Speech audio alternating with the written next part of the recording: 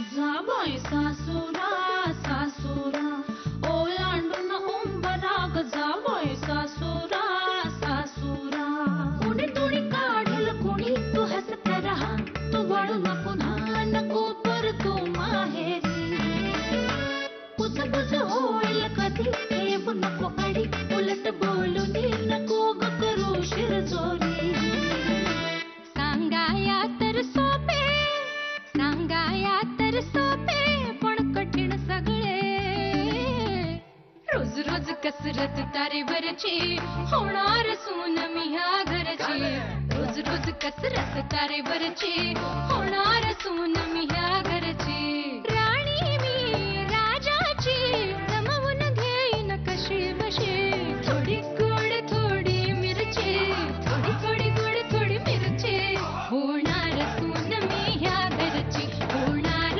सून मी ह्या घरची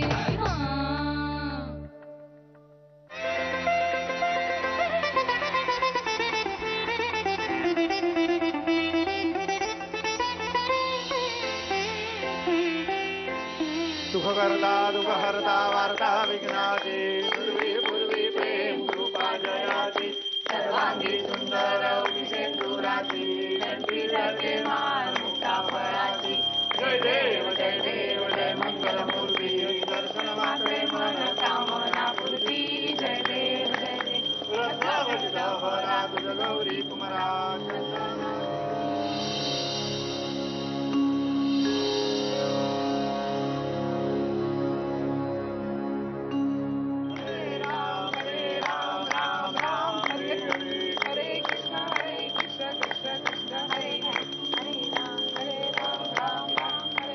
गणपती बाप्पा मोरया मंगलमूर्ती मोरया ओम यज्ञेन यज्ञमयजन्त देवास्तानि धर्माणि प्रथमान्यासन्न ते हनाकं महिमानस्तचन्द्र यत्र पूर्वे साध्या सन्ति देवाः ओम राजाधिराजाय प्रसह्य साहिने नमो वयं वै श्रवणाय गुर्महे समे कामान् कामकामाय मह्यं कामेश्वरो वै श्रवणो दधातु उभे राज वै श्रवणाय महाराजाय नमः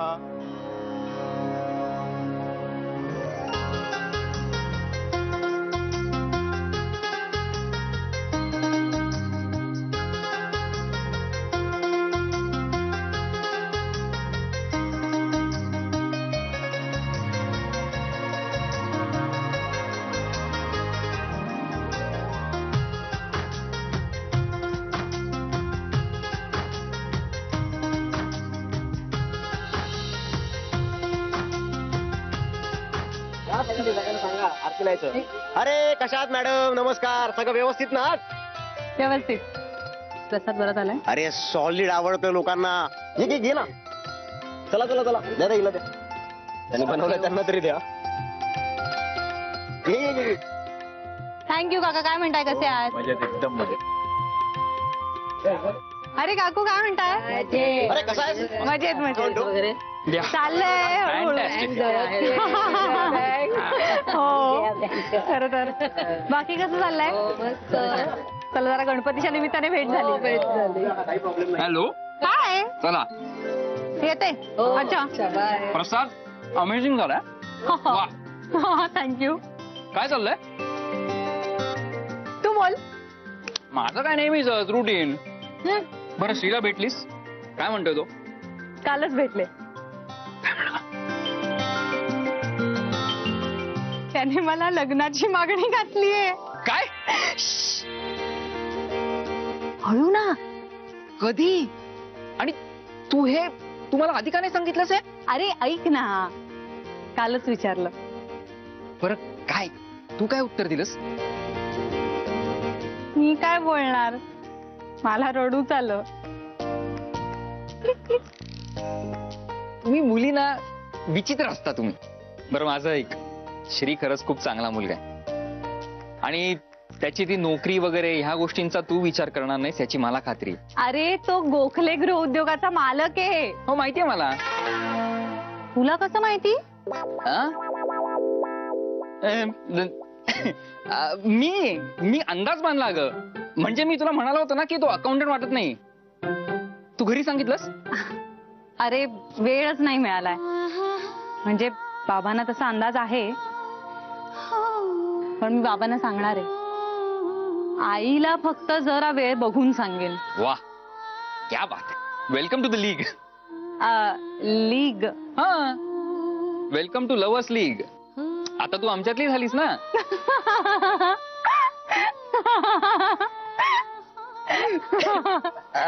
अरे बापरे, मला शिवानीकडे जायला परत उशीर झालेला आहे. गणपतीला जायचंय. निघतो.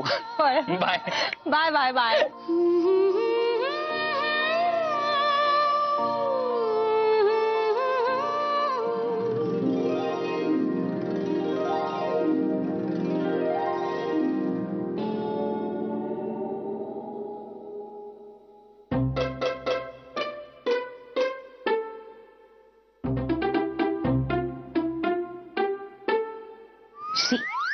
काय ग?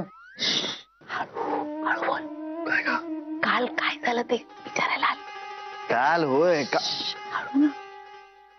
आईना कळलं तर रागावतील ना त्या. अगं काय? मी बघतो. कोण आले ते बघू देत. आई काळजी करू नको, मी एकटीच आहे. बंद कर. मला पण ऐकायचंय ना. आईना कळलं तर रागावतील ना त्या. नाही ओरडणार वहिनी.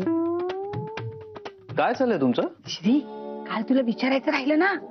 विचारलंस का लग्नाबद्दल? काय झालं सांग ना. आता कोणाला?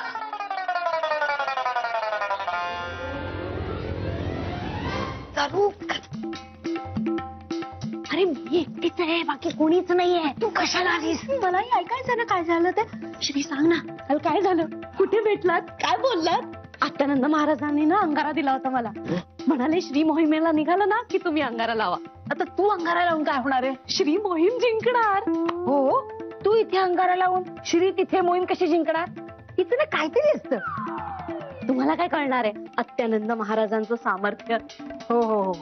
आता तुझ्या आत्यानंद महाराजांनी जर सांगितलं ना की काल काय घडलं, तर खरंच मी त्यांची दीक्षा घेईन ना. ते तसं नसतं ग.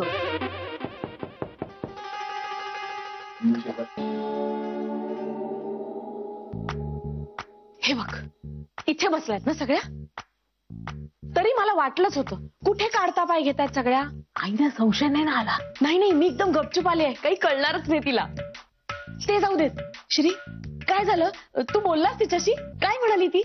ती होच म्हणणार म्हणा. पण लग्नापूर्वी तुझ्या वतीने मी तिला काही अट्टी घालणार आहे? अगं आधी त्याला सांगू तर दे काय झालं ते. सांगितलं नाहीये का? बर बर, सांग सांग. अरे देवा, कोणाला आता?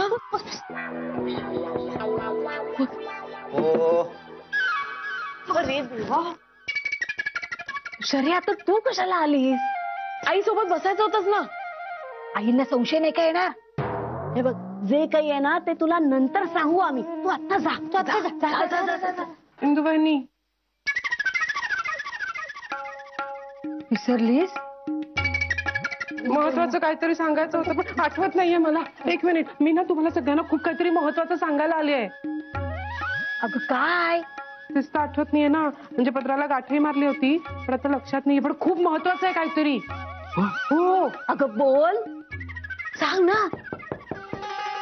बघ बघ बघ बघ, कोण आहे? बघतो. मला हेच सांगितलं होतं. चला चला, निघा निघा, आई येत आहे.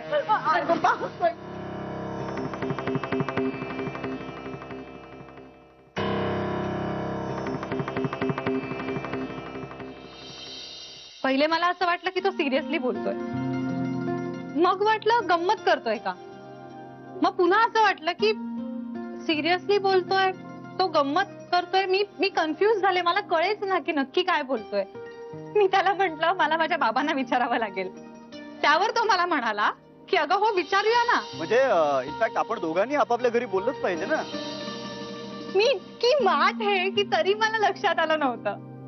मी त्याला विचारलं माझा पगार किती असेल, तर म्हणाला 50-50. मला वाटलं 50,000 असेल. मी शॉक झाले पहिले आणि म्हटलं 50,000. आणि तो मला म्हणाला, तुझा पगार काही 50,000 नसणार आहे. मला जेवढे मिळतील ना त्याच्या 50% असेल. किती मूर्ख आहे तुमची मुलगी. तिला तरी सुद्धा कळलं नव्हतं. मला खरंच असं वाटलं की तो कुठला तरी नवीन बिझनेस ओपन करतोय आणि मला पार्टनरशिप देतोय का.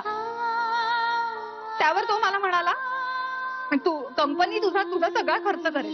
म्हणजे तुझे कपडे औषधं सगळं कंपनीवर. मला हवं तेव्हा मी घरी जाऊ शकेन असंही म्हणत होता. तरी सुद्धा मला कळलं नव्हतं. माझ्या डोक्यात प्रकाशच पडला नव्हता. डेझिग्नेशन विचारलं मी त्याला माझं, तर तो मला म्हणाला, सहचारिणी माझी लाईफ पार्टनर होशील का.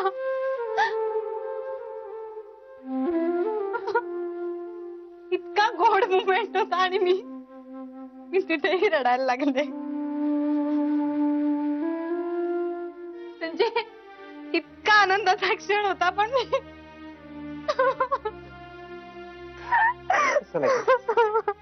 छान होणार आहे की नाही होणार आहे ना.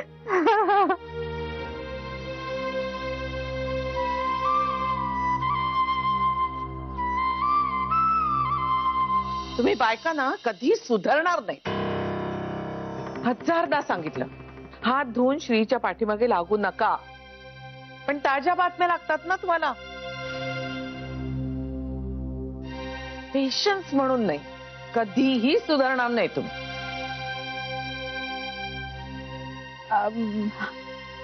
हात धुवून नाही, मी श्रीला ते मोदकांबद्दल विचारायला आले होते.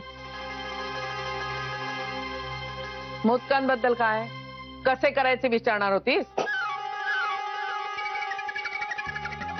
नाही म्हणजे किती करायचे असं विचारायला आले होते. श्रीला विचारून ठरवतेस किती मोदक करायचे ते. मी वहिनी कुठे गेल्यात ते शोधत शोधत इथे आले. मी दुर्वा कुठे ठेवल्यात विचारायला आले होते ताईला. बाहेर कोणी दिसलं नाही ना आई, म्हणून मी शोधायला आले होते. मी तुम्ही इथे येताय म्हणून सांगायला आले होते.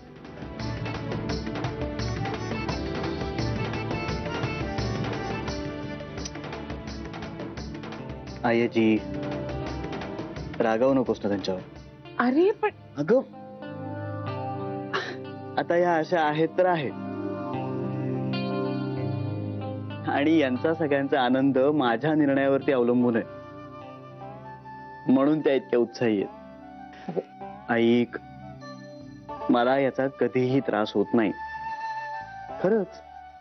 अगं मी तुमच्या आयुष्याचा आणि तुम्ही माझ्या आयुष्याचा एक इंटिग्रल पार्ट आहात. It's a part and parcel of our family आजी. आणि ना त्याचं एक पॅकेज आहे.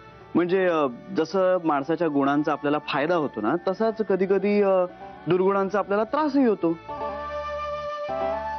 पण मला या गुणाचाही अजिबात त्रास होत नाही, आणि उलट ह्या माझ्या अवतीभोवती असणं मला खूप आवडतं.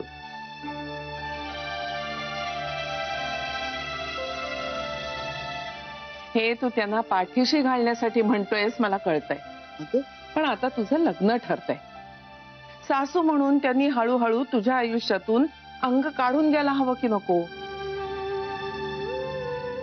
आता तू एकटा आहेस तोपर्यंत ठीक आहे, पण उद्या सून आली आणि तुझ्या प्रत्येक बाबतीत यांनी लुडबुड केलेली तिला नाही चालली तर.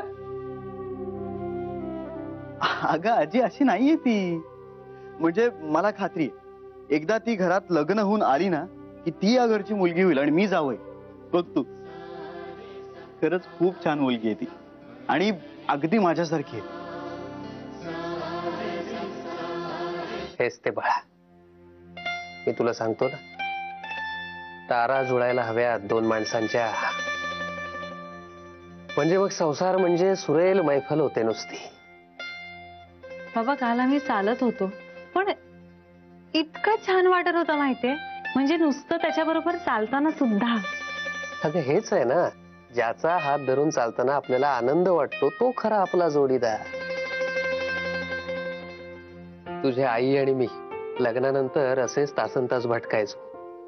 खिशात फार पैसे नसायचे खर्चायला, पण आम्ही आहोत एकमेकांसाठी ही जाणीवच आमच्यासाठी पुरेशी असायची.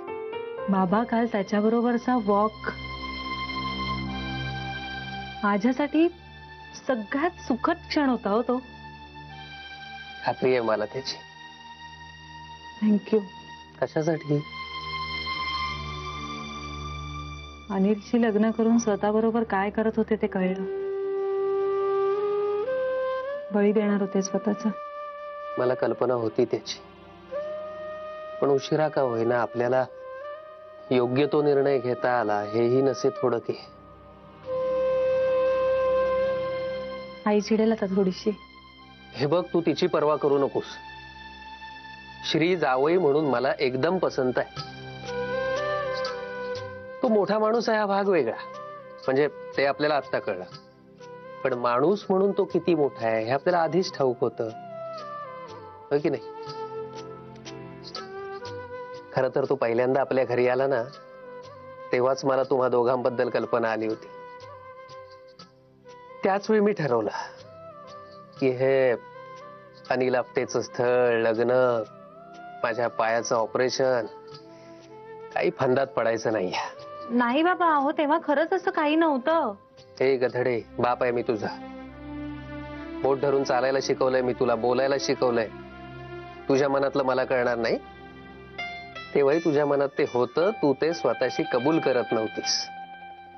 पण मला तुम्हा दोघांच्या नजरेमधून ते उमगलं होतं. फक्त मी वाट बघत होतो तुझ्याकडून ते कळायची. आता माझा भार हलका झाला. तुझ्या सुखा इतकं मोठं आणि महत्वाचं काही नाहीये बाळा माझ्या आयुष्यात. पैसा यायचा तेव्हा येतो ग, प्रेमाचं माणूस मिळणं जास्त महत्वाचं.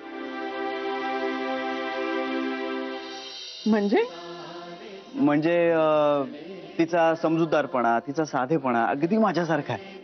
खूप गोड मुलगी आहे ती. तुला सांगतो, ती आपल्या अगदी फॅमिलीचा ना एक भागच होऊन जाणार आहे. म्हणजे बाहेरची कोणीतरी आपल्या घरात आली असं वाटणारच नाही. आणि अजित, तुला सांगतो, ती जेव्हा बोलते ना तेव्हा कधी कधी मला तिच्यात तुझा वास होतो. सांगतोयस काय? अगं हो, एकदम तुझ्यासारखी आहे ती. म्हणजे अशी ठाम आहे. एकदा निर्णय घेतला की घेतला, मागे वळून बघत नाही. आई, आता विचारू का काय झालं ते? विचारा. मी नको म्हटलं तर तुम्ही विचारणार नाही आहात का? माझी पाठ वळली की तुम्ही तेच करणार. म्हणजे विचारू ना? पहा, आज्ञाधारक सुना आहेत माझ्या. कुणाला वाटेल किती धाक आहे माझा. तेच ना. हे आईचा मूड खूप छान आहे. सांग ना, सांग ना. सांगतो. या या बसा. नाही तू पण ये. अगं जान्हवी, ग खाली सगळेजण एवढं कौतुक करतायत तुझ्या शिऱ्याचं. खूप सुंदर शिरा केलायस तू. साजूक तूप काय, बदाम काय, काजू काय, त्यांना कौतुक करायला काय जाते? आयता खायचा असतो ना. महाग किती येत ते? राहू दे ग आई, राहू दे काय. बर, तू बसलीच आहेस अजून? स्वयंपाकाला कधी लागणार आहेस? अरे देवा, हो जाते, लगेच जाते बाबा.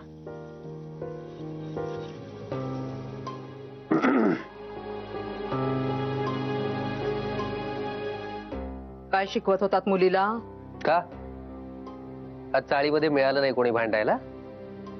अरे, सार्वजनिक गणेशोत्सवासारखा मोठा सण चाललाय चाळीमध्ये आणि तू कोणाशी न भांडता घरात आलीस? मला काही वेडबीड लागलंय का उठसूट लोकांशी भांडायला? आवड असली ना की सवड मिळते, तसं आहे ते. तुमच्याशी बोलण्यात ना काही अर्थच नाहीये. का बोलत राहते मी तरी देखील. खूप दूरवर चालत गेलो. आम्ही बागेत गेलो, खूप गप्पा मारल्या, खूप मस्त वाटत होतं. माझ्या आयुष्यातला ना तो सर्वात सुंदर क्षण होता. म्हणजे आम्हा दोघांना असं वाटत होतं की आमचं नातं असं फार जन्माजन्मांचं आहे. म्हणजे ते म्हणतात ना की एकाच जीवाचे दोन तुकडे कुठल्या तरी वेगळ्या शरीरात जगतायत, तसं होतं. आणि आम्ही आता एकमेकांच्या आयुष्यात ना असं एकदम फिट बसतोय.